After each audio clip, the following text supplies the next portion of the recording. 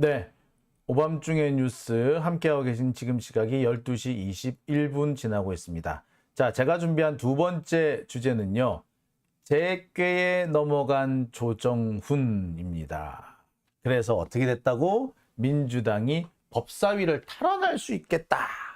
라는 얘기를 제가 좀 해볼까 합니다. 자, 제 꾀에 넘어간 조정훈 민주당 법사위 탈환. 야, 듣던 중 반가운 소리다. 라고 하시는 분들 되게 많으실 거예요. 자, 어떻게 해서 이런 일이 생기느냐. 자, 이 얘기 들으셨죠? 시대전환 조정훈 연임입. 조정훈 한 달 내외의 합당 절차 끝내겠다. 예, 조정훈이 국민의힘에 입당을 하기로 했습니다. 이 기사 벌써 며칠 전에 나왔죠? 그리고 한 달 내외에 합당을 하겠다. 그러니까 적어도 다음 달까지는, 다음 달이니까 10월 중하순 넘어갈 때까지는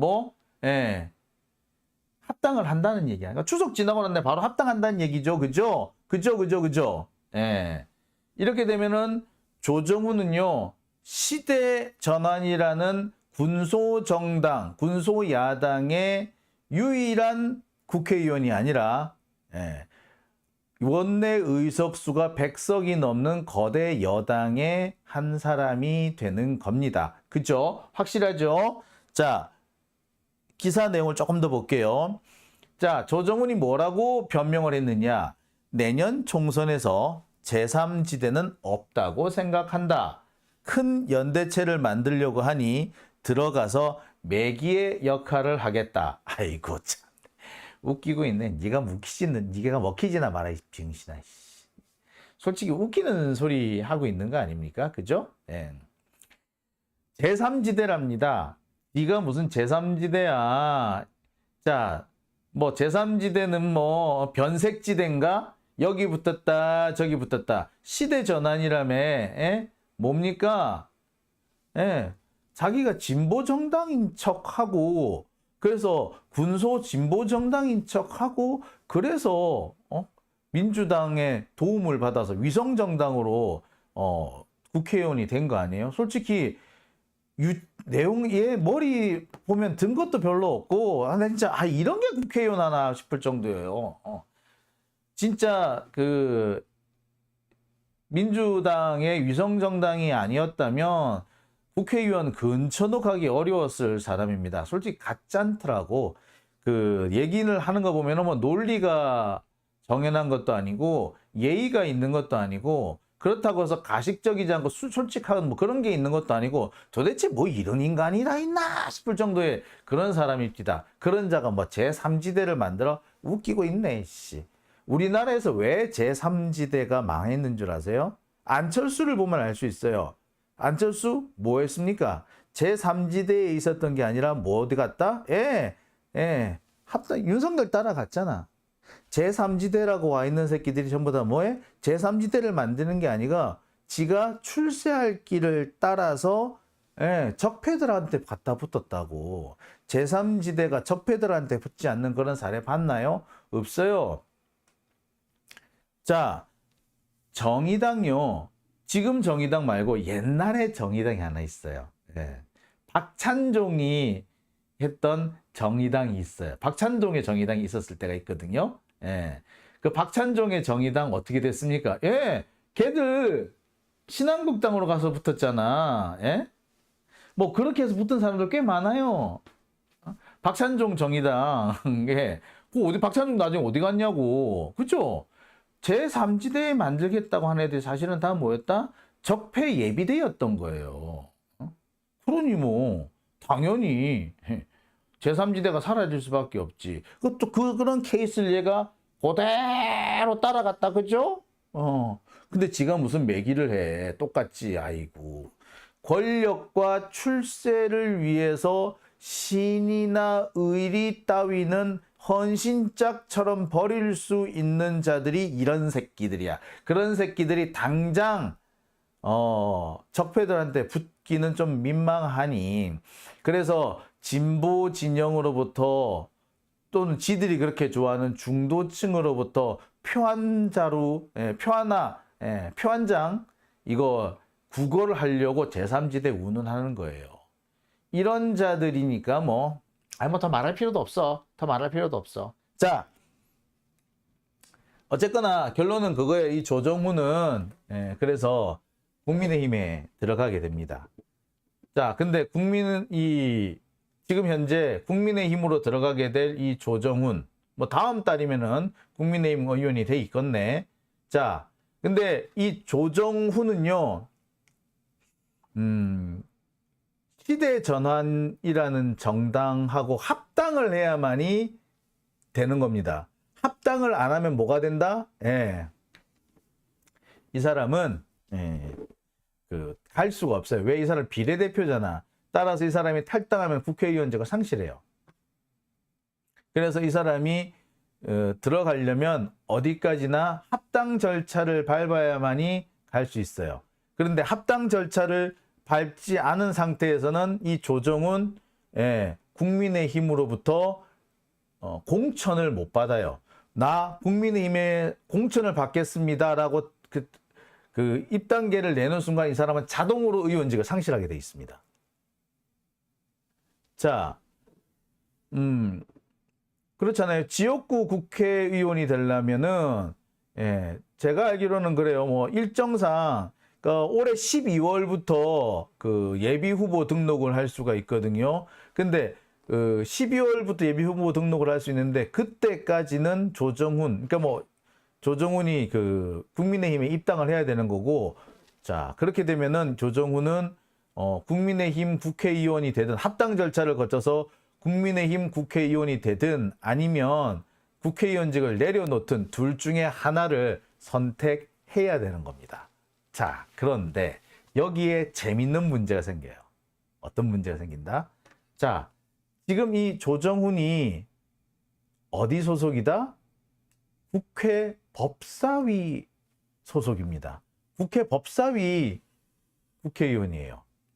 자, 국회 법사위 구성을 보면 이렇습니다. 의원 정수가 총 18명인데 현재 인원은 17명. 이게 아마 최강욱 의원이 빠지면서 이렇게 된 거예요. 따라서 아마 민주당에서 한 명이 추가될 수도 있습니다. 뭐 여하튼 뭐 그렇고요. 민주당 9명, 국민의힘 7명, 비교섭단체 1명 이렇습니다. 비교섭단체 1명. 자, 전체 18명인데 딱 민주당이 9명, 절반이네. 그죠? 그리고 국민의힘이 7명, 비교섭단체 1명, 그렇네.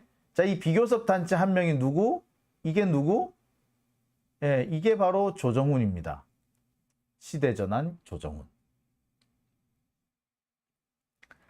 자, 이게 중요한 부분이에요. 왜 중요한 부분이냐?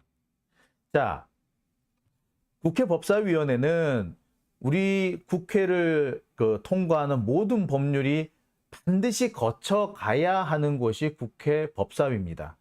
다른 상임위원회에서 통과된 법률이라고 하더라도 법사위에서는 반드시 법사위를 거쳐야 됩니다. 체계 자구심사 권한이라고 그래가지고요. 국회 법사위는 자기들 멋대로 타 상임위가 통과시킨 안건도 브레이크를 걸 수 있는 데가 바로 이 법사위입니다.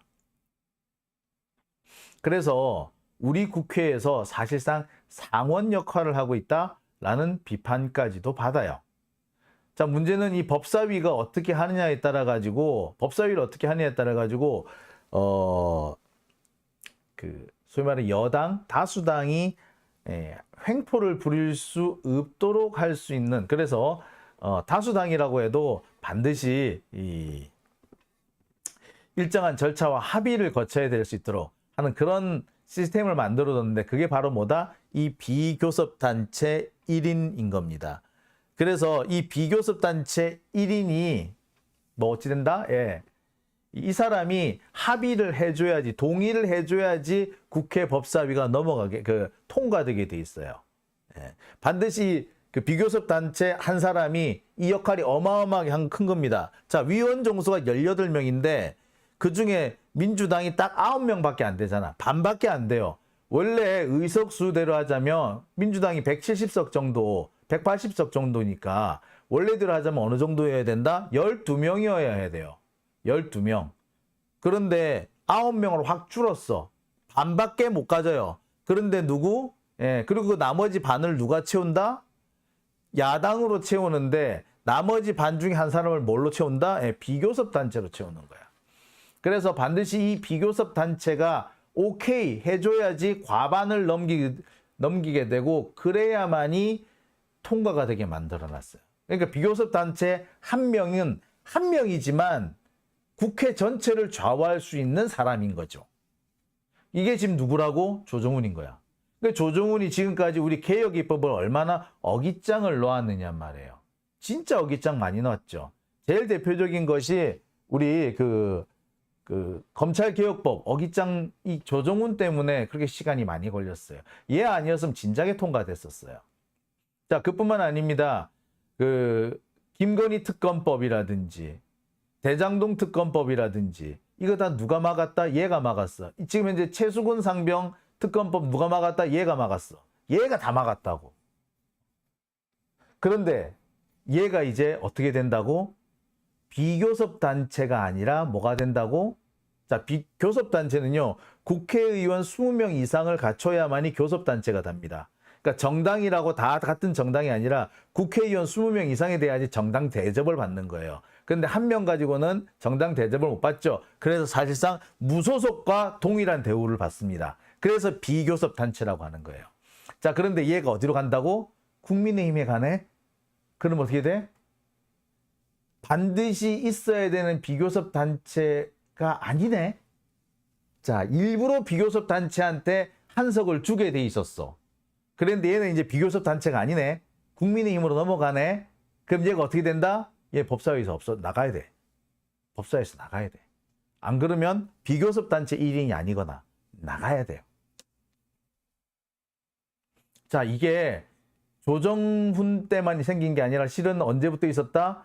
계속 오래돼 있었어요. 그래서 원래 이 비교섭 단체 의원 한 사람은 정의당이 가지고 있었는데 정의당이 어깃장을 놓으니까 양양자한테 갔다가 조정훈한테 갔다가 민영배 의원한테 갔다가 다시 조정훈한테 간 거예요. 원래는 정의당 몫이었어요. 그러니까 정의당이 어깃장 버리니까 어쩔 수 없이 조정훈한테 넘겨줬어. 근데 조정훈이 또 어깃장을 놓으니까 양양자 이분이 이제 그 당시에는 이제 민주당에서 논란거리가 생겨가지고 지구당 비서인가요? 직원인가요? 이 사람이 성희롱 사건, 성추행 사건에 연루가 되면서 어쩔 수 없이 이 양양자 의원이 국회 탈당을 하죠. 그러면서 이 사람이 무소속이 됐죠. 근데 이 양양자 의원이 여러분들 잘 아시다시피 국회 우리 검찰개혁법 통과 과정에서 또 뒤통수를 한번 때렸죠. 그래서 누가 그 자리를 메꿨느냐? 민영배 의원이 탈당을 해서 그 자리를 메꾸게 되죠. 그랬는데 나중에 이제 법이 다 통과되고 난 다음에 민영배 의원이 빠지고 그 자리에 다시 조정훈이 들어옵니다. 지금 상태 그래서 조정훈이 이 비교섭 단체 의원 한 사람이 돼 있는 거예요. 근데 이 조정훈이 국민의힘에 입당을 해버리면은요, 비교섭 단체 의원 한 명이 아닌 거죠. 따라서 이 사람은 국회 법사위에 있을 수가 없게 됩니다. 새로운 비교섭 단체 의원을 지정을 해야 돼요.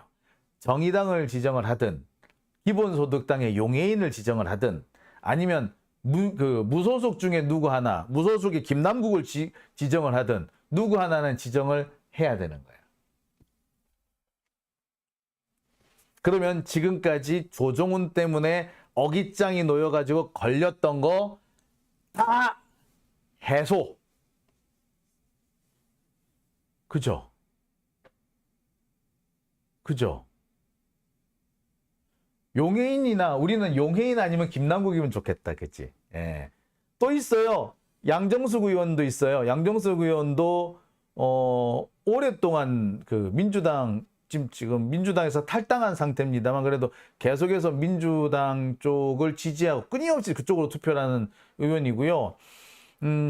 그 외에 몇 사람 더 있습니다. 예. 어떻습니까? 예. 박완주 의원도 있고, 예. 글쎄요. 김남국이나 용해인이면 제일 우리로서는 제일 오케이죠. 제일 땡큐 아니겠습니까? 그죠? 그죠? 그거죠. 예. 자, 우리로서는 알턴니가 빠지는 거야. 조정훈 가라고. 우리는 알턴니가 빠졌네. 그 자리 예, 조정훈이 빠지면 김남국이 들어가면 돼. 자, 국힘당 애들이 뭐 이걸 모를 리가 없죠. 그래가지고 이거 가지고 뭐 장난질을 쳐가지고 좀 더 길게 끌 수도 있습니다. 그런데 그걸 언제까지 끌 수 있다? 그래봤자 12월이면은 쇼부를 봐야 돼. 쇼부를 봐야 돼. 왜? 안 할 거야? 걔네들 공천 안 해? 공천 절차가 사실 언제부터 시작이 된다? 솔직히 말하자면 10월부터 시작이고요. 아무리 시간을 질질 끈다고 해도 12월부터는 이미 공천이 어느 정도 진행이 돼야 돼요. 왜? 그때부터 뭘 한다고? 예비 후보 등록이 들어가요. 근데 예비 후보 능무당으로 등록할 수 있나? 안 되잖아. 그러면 기껏해야 12월 아주 억지를 써가지고 버티고 버틴다고 해도 내년 1월이면 땡.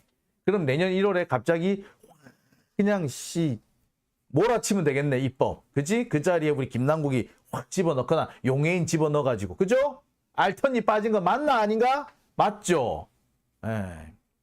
민주당이 법사위를 탈환했다 안 했다? 했다. 자, 여기에 푸른 숲길님 좋은 말씀하셨어요. 문제는 김진표예요, 이거. 자, 이게 이 상태로 쭉 밀고 가면 되는데 새로운 비교섭 단체 의원을 누구를 정할 거냐? 김진표 권한이에요. 이게 미치는 거지. 진짜. 하지만 김진표가 뭐 그렇다고 해서 완전히 또 그렇다고 대놓고 이렇게 또 하지는 못할 겁니다. 하지만 보세요. 이 상황을 잘 모르는 경향신문 조미덕 기자, 그 이재명 대표 때문에 이 해병 최수근 상병 특검법을 놓쳤다라고 주장을 해. 패스트트랙에 갈 수 있는 마지막 기회인데 놓쳤다 그래. 웃기지 말라 그래. 법사위에서 조정훈이 빠지면 이거 다 들어가. 각종 법안에 숨통이 트입니다. 푹 터져버려. 그죠? 여러분 확실하죠? 네. 그러니까 기자들이 뭘 모르고 조미덕 인간 얘가 저기 원래 법조팀 있던 애인데 법조팀에서도 그닥 이렇게 뭐 제대로 취재를 하는 게 아니라 그냥 지금 뇌피셜을 좀 많이 돌리던 애지. 그러니까 이렇게 여기서도 제대로 취재 안 하고 뇌피셜 돌리다가 그렇습니다. 자, 좋긴 한데 이번에도 역시 누가 문제다? 김진표가 문제죠. 그게 제일 걱정입니다. 김진표가 문제. 김진표만 아니면 이게 확 되는데, 자, 하지만 조정훈이 빠지고 나면은 뭐 지금보다야 뭐 못하겠어요. 그렇습니다. 여하튼 상황은 훨씬 좋아졌다. 이 얘기를 제가 꼭 전해드리고 싶습니다. 자, 오밤중의 뉴스 제가 준비한 두 번째 순서는 여기까지고요. 이어서 세 번째 주제로 넘어가겠습니다. 국유화 폐간 어떤 대통령도 할 수 없는 일인데 감히 제가 어떻게 그런 말을 한다는 것입니까? 이치에 닿지 않는 말을 가지고 사람을 이렇게 몰약해서는 안 됩니다.